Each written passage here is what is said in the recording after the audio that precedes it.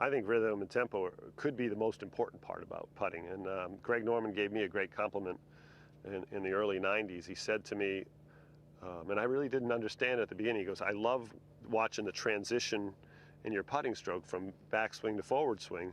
It looks like you never increase your speed. A lot of times people tell you, you have to accelerate the putter, you know, and I see a lot of players when they putt short backswing, fast follow through, and there's a big change in speed in the direction. But, you know, I believe that there's really not a conscious effort to try and accelerate the putter when a good putter putts. Brad, the mark of a good putter has always been good rhythm and tempo. How would you describe that? I think you're right, and you've said to me before that having great rhythm and tempo can really hide a lot of faults in a putting stroke. I'm a big believer that you have to hold on to the putter lightly. I like a light grip pressure. I like to feel like my upper arms, you know, especially the triceps, are soft on the putter so I can feel the weight of the putter swing. I like to have a heavier putter than a lighter putter on all speeds of greens. Very good. How do you practice rhythm and tempo? Well, there's a lot of different ways that you can do it.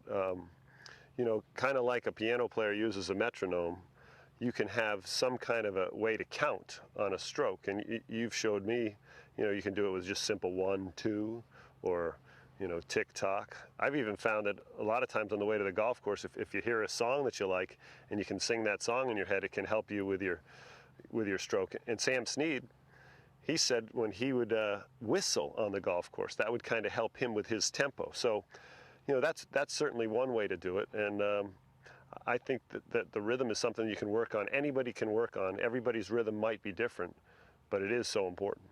Yeah, for instance, you have Lauren Roberts. He's got a long, slow stroke. So in other words, his rhythm is slower, but it's always a rhythm.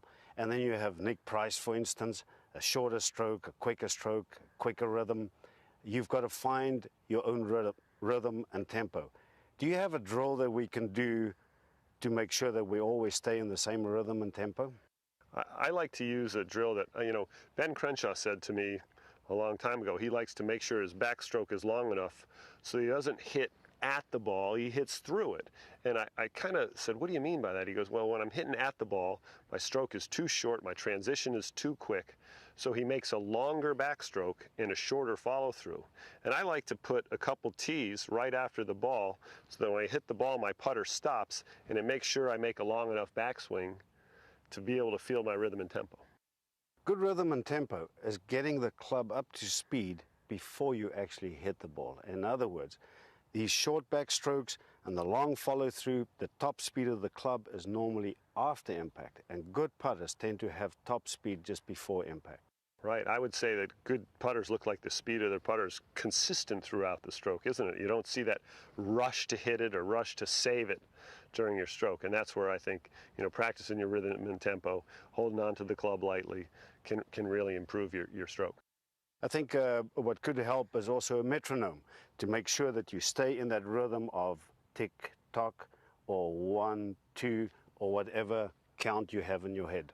Right, I think that would be the easiest thing you could practice any day or anywhere you go.